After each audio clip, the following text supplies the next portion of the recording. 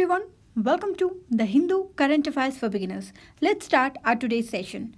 Here you can see these are all the topics that we are going to cover in our today's video.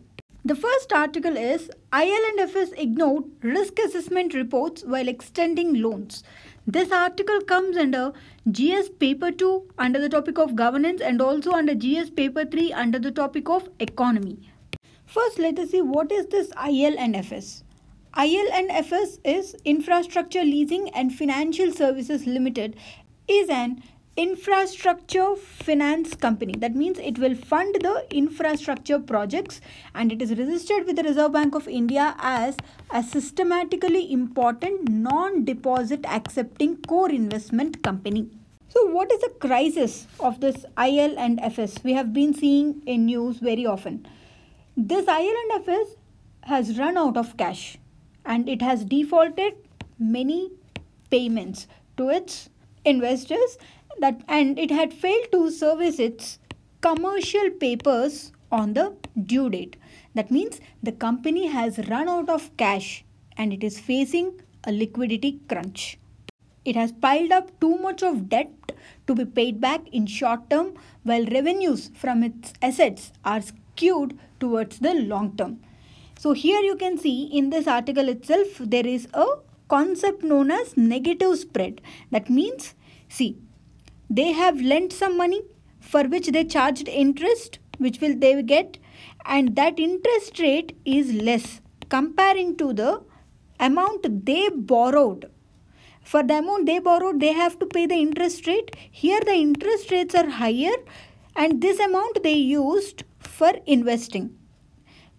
And here they have charged the interest rates which were less compared to the borrowed interest rate. That is known as negative spread. Due to this crisis, it was said that India's shadow banking sector is going to face a shake-up after these defaults because the major lender is facing this credit risk. So here I have just used a term known as shadow banking. Now let us see what is this term shadow banking means.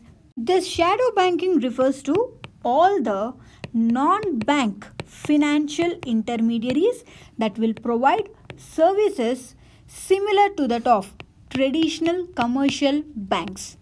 Though they do all the operations as of a commercial bank, but these institutions, they were unregulated, they were not regulated. So these institutions which were not regulated but serve as a commercial bank is known as shadow bank. This concept of shadow banking and this term was coined by Paul McCauley in 2007 with regard to American non-bank financial institutions which used the short-term deposits in order to finance long-term loans. They used the short-term deposits to finance these long-term loans, which is one of the leading factors which caused financial crisis in 2007. Because of this high risk-taking attitude of these shadow banks had failed their functions in the advanced countries, which led to financial crisis in 2007. As we are saying that they are different from banks, now let us see what are the differences between a shadow bank and a normal bank. These shadow banks cannot create money like that of a commercial bank. And in case of banks, these banks are tightly regulated, whereas these shadow banks, they don't have any regulatory oversight and there is no transparency here. These commercial banks, they will raise funds through mobilization of public deposits, whereas shadow banks, they will raise funds mostly through market-based instruments like commercial paper, debentures or some other structured credit instruments. And during the times of distress, these banks have access to multiple resources. Like they can have a direct access to the central bank liquidity in such way. Whereas the shadow banks, they don't have any options like that. They have to depend on themselves even in case of distress. Then what about this concept of shadow banking in the Indian context? In the Indian financial arena, These shadow banks are known as non-banking finance companies. We said that these shadow banks were not regulated, but in India, these non-banking financial companies were regulated by the Reserve Bank of India since 1963. And the regulations of non-banking financial companies in India, they have started due to the failure of many banks, and due to that situation lots of ordinary depositors, they have lost their money. So Deposit Insurance Corporation was formed by the Reserve Bank of India in order to provide necessary safety measures for the bank depositors. And then in 1996, a regulatory structure for this non-banking financial companies was tightened in case of India. And even the RBI has prohibited these non-banking financial companies from raising deposits from the public. We know that a non-banking financial company cannot accept demand deposits, but some of them can accept time deposits. So that this resulted in the non-banking financial companies to source their funding from the banking system. So we can say that this concept of shadow banking in the form of non-banking financial companies is well regulated in our country. Next article is India fortifying case against Jaish-e-Mohammed. This article comes under GS paper 2 under the topic of international relations. We have been seeing about this article since past few days, and from this article, from the prelims point of view, what we need to know is this UNSC 1267 committee. What is it? And let us also see about what is the difference between a precision strike and a surgical strike. We have seen about this UNSC 1267 committee so many times. Now let me brief it again. This UNSC 1267, or it is also known as Al-Qaeda Sanctions Committee, is one of the 3 committees of United Nations Security Council that deal with the counter-terrorism. So what does this Al-Qaeda Sanctions Committee does? This deals with the sanction measures that were applied to the designated individuals or organizations that are associated with Al-Qaeda. So what will happen if these sanction measures were imposed on an individual or a terrorist organization? If an individual or a terrorist organization is included in this list, then it will help to restrict their movement, and financial penalties will be imposed on them, and their assets will be frozen. This committee consists of 15 members of this United Nations Security Council, and they make the decisions based on consensus. Even if a single member out of the 5 permanent members, here 10 were the non-permanent and 5 were the permanent, out of these 5 permanent members who will have veto power, even if one member opposes, then there will be no consensus. It's been the last 3 times we have been asking the UNSC to list the Jaish-e-Mohammed founder Mohammed Azhar to be designated as an international terrorist and freeze his assets and the travel ban. But due to China's opposition, this UNSC was not able to designate this Masood Azhar as an international terrorist. And this is the 4th time. Now again India is going to bring this issue to the UNSC, and here India is supported by France, UK and US to designate this Jaish-e-Mohammed founder as the international terrorist. Now let us see about this precision strike. Before getting into this, first let us see what is a surgical strike. A surgical strike is a military attack which is intended to demolish a specific target in order to neutralize it. See, here we are going to target a specific thing, and this is done with an intention to not harm the surroundings. Here the intention is not at all to harm the surroundings, and there will be no damage to any structure or building. The example of a surgical strike is this precision strike or precision bombing, which is conducted systematically and with much coordination, and they are very well planned and coordinated at various levels. The surgical strike also needs command, control, communications, computers, intelligence, surveillance and reconnaissance support from the commanders. So we can say that this precision strike is an example of this surgical strike. Next article is ICC rejects request to isolate Pakistan. This article comes under GS paper 2 under the topic of international relations. Our BCCI has appealed to isolate the nations which were supporting terrorism activities. So now let us see about this ICC. This ICC is International Cricket Council, which is the international governing body of cricket, and it was founded in 1909 as the Imperial Cricket Conference, and this was founded by the representatives of England, Australia and South Africa. Later, this Imperial Cricket Conference has been renamed as this International Cricket Council, and this ICC is responsible for setting professional standards of discipline for international cricket. This is the function of this ICC. Now, what about this BCCI? BCCI stands for Board of Control for Cricket in India. This is the national governing body for cricket in India, and it is the world's richest cricket board. It is considered in that way. It was established in 1928 by replacing the Calcutta Cricket Club, and it is a private club group registered as a society under Tamil Nadu Societies Registration Act of 1975.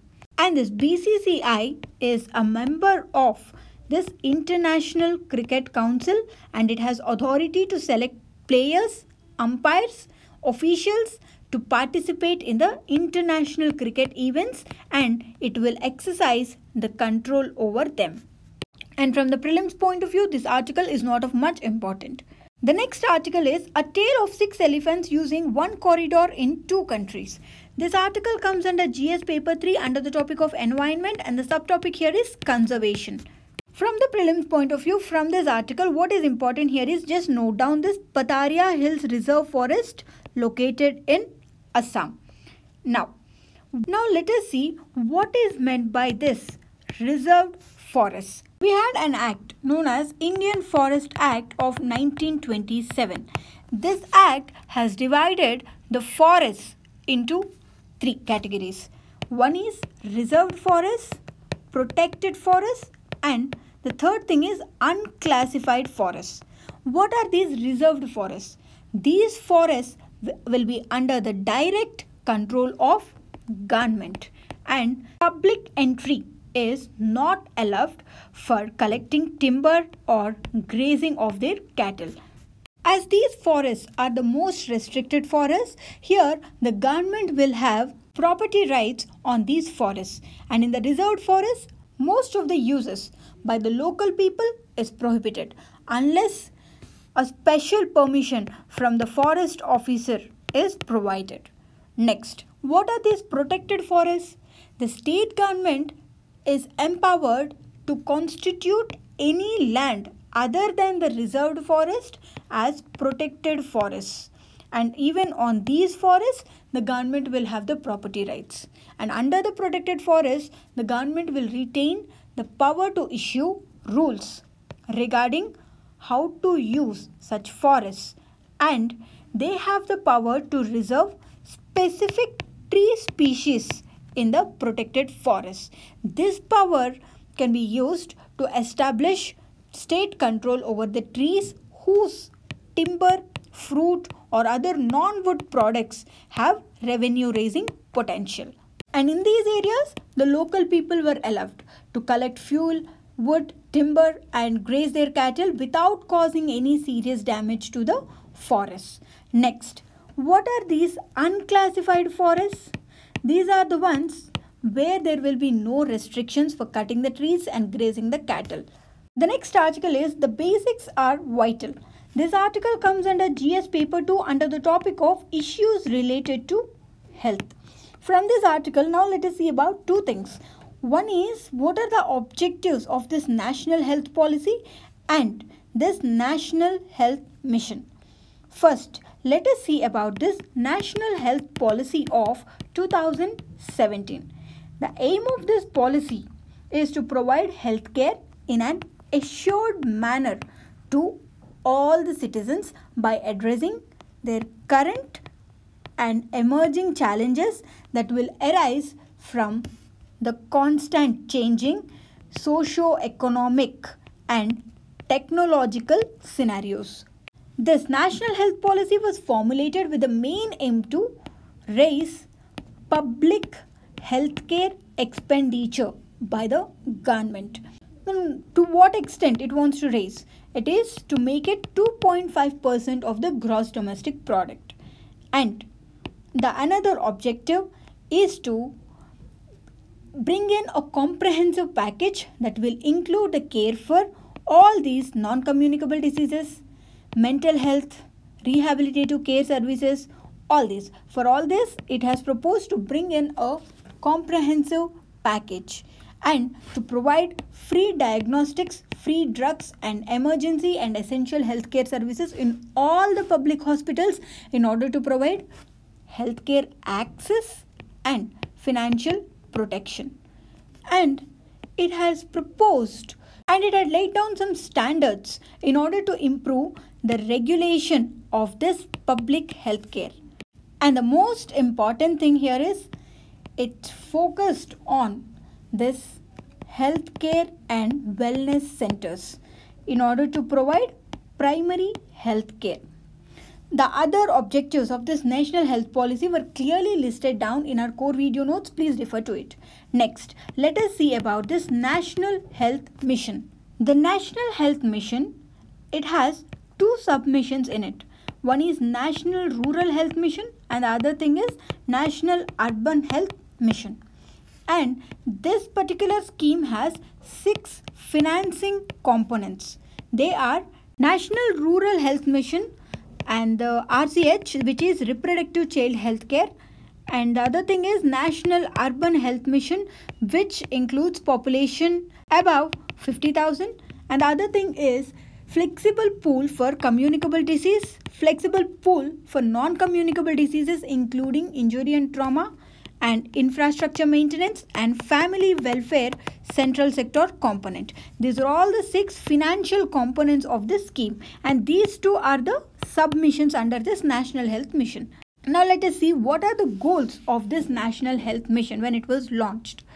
In order to reduce the maternal mortality rate to 1 out of 1,000 live births and to reduce the infant mortality rate to 25 out of 1,000 live births and to reduce the total fertility rate to 2.1 and to reduce and prevent anemia, that is weakness, in the women who were aged between 15 to 49 years and to prevent and reduce mortality and morbidity from communicable, non-communicable injuries and emerging diseases.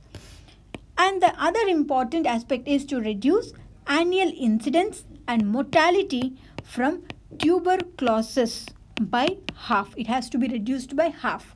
And the prevalence of leprosy has to be reduced to less than 1% out of 1,000 population, and the incidence should be 0 in all the districts. And annual malaria incidence should be less than 1 out of 1,000 population and should be less than 1% microfilaria prevalence in all the district. And the last thing is to eliminate Kala Azar by 2015 and to make it less than 1 case per 10,000 population in all the blocks. These were all the goals that were included in this National Health Mission in order to attain universal access to equitable, affordable and quality healthcare services by responding to the people's needs with effective intersectoral convergent action to address wider social determinants of health. The next article is Deepening Slowdown. This article comes under GS Paper 3 under the topic of Economy. Can RBI's reduction in borrowing costs help the demand slowdown? From this article, now we are going to see about a concept known as gross value added. What is meant by this GVA, gross value added? It is the measure of the value of goods and services produced in an area, industry or sector of an economy. So to put it simply, it is a measure of total output and income in the economy. This gross value added will provide us with the rupee value for the amount of goods and services produced in an economy after deducting the cost of inputs and raw materials which have gone to the production of these goods and services. And this will also give sector specific picture like what is the growth in an area, industry or sector of an economy. Then how it is measured? It is a sum of countries' GDP plus net subsidies and taxes in the economy. Then what is this GDP? It is the economic output from the consumer side. It is the sum of private consumption plus gross investment in the economy and government investment plus government spending and net foreign trade, which gives about the difference between exports and imports. Then what is the difference between these two, GDP and the gross value added?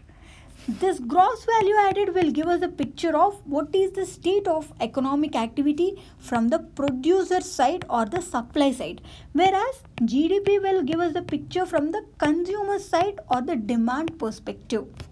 The next article is Failing the Forest. This article comes under GS paper 3 under the topic of environment and also under GS paper 2 under the topic of governance. In our last 3 videos, we have been seeing about this article alone.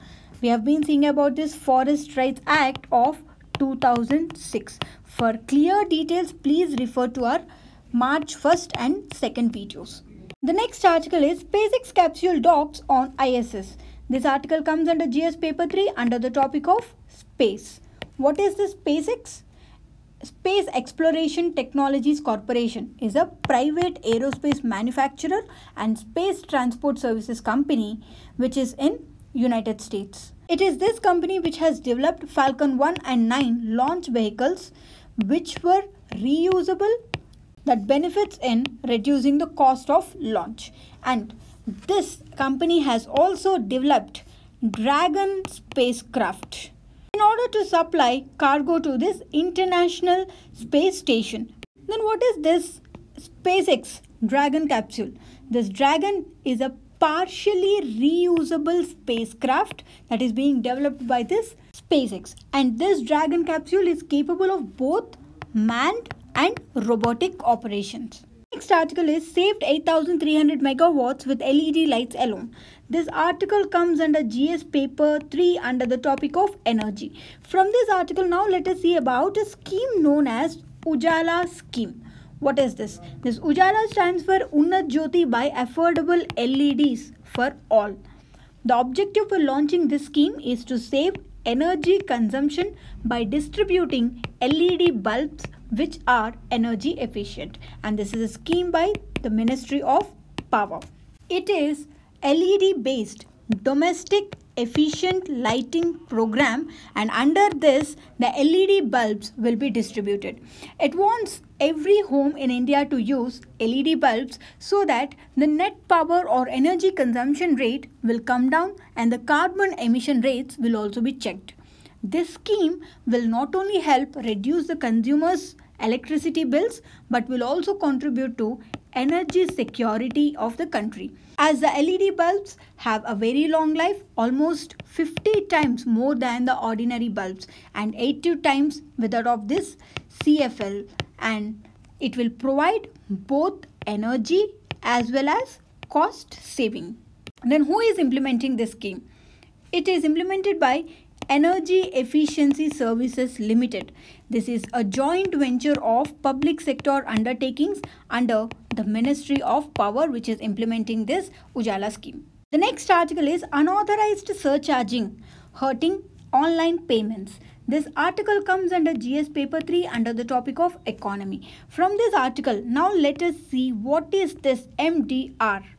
MDR stands for Merchant Discount Rate. This is the charge or the fee that is imposed on the merchant by bank for accepting the payments from their customers in credit or debit cards every time the card is used for payments like swiping in their stores. And this merchant discount rate is expressed in percentage of the transaction amount. So now, to whom and all this charge will be distributed? This will compensate the bank which is issuing this debit or credit card and the bank which has put up the swiping machine or a point of sale terminal for the merchant, and also the service providers, that is the network providers like MasterCard or Visa for their services. In India, the RBI specifies maximum merchant discount rate charges that can be levied on every card transaction. So it is the RBI who will set the MDR charges. And according to the Reserve Bank of India rules, it is the merchant who should pay this MDR out of his own pocket, and he shouldn't pass this on to the customer. The next thing is FPI net inflows into stocks at 15-month high. This article comes under JS paper 3 under the topic of economy. From this article, now let us see what is meant by this FPI, foreign portfolio investors or foreign portfolio investment. This is one of the largest capital flows to India, one of the type of capital flows into the country. This foreign capital comprises of foreign direct investment, foreign portfolio investment, loans like external commercial borrowings, concessional loans like external assistance, funds raised by the Indian entities in foreign stock exchanges like depository receipts. All this will come under this foreign capital.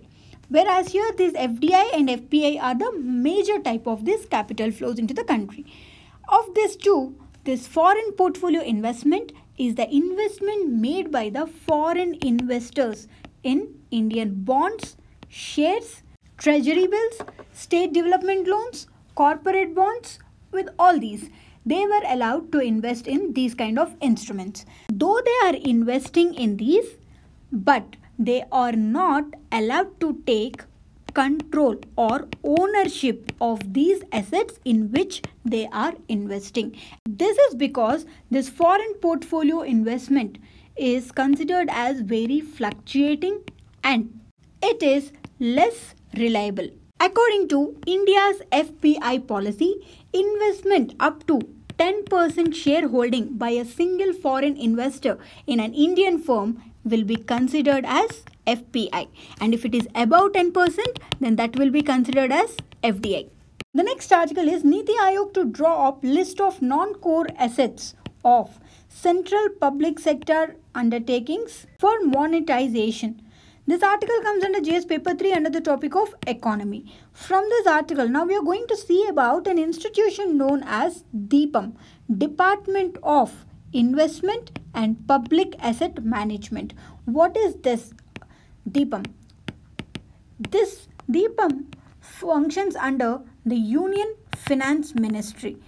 Here, it has to advise the union government in the matters that are related to financial restructuring of public sector undertakings for attracting investments through the capital markets. Here, it has to advise the governments regarding the financial restructuring of public sector undertakings, and this deals with all the matters that are related to the sale of union government's equity through private placement or offer for sale or any other mode. Our next article is this Pragati Ki Nayi Misal. From this article, now we are going to see about two things. One is about this Bharatmala Pariyojana and the other thing is Setu Bharatam Pariyojana. This article comes under GS paper 3 under the topic of infrastructure. First, let us see about this Bharatmala Pariyojana project. Bharatmala. This Bharatmala is the umbrella road development program which will cover various categories of roads. Whereas this Setu Bharatam will make all the national highways free of railway crossings by 2019. This Bharatmala project is the largest highway construction project in the country, under which almost 50,000 kilometers or highway roads were targeted across the country.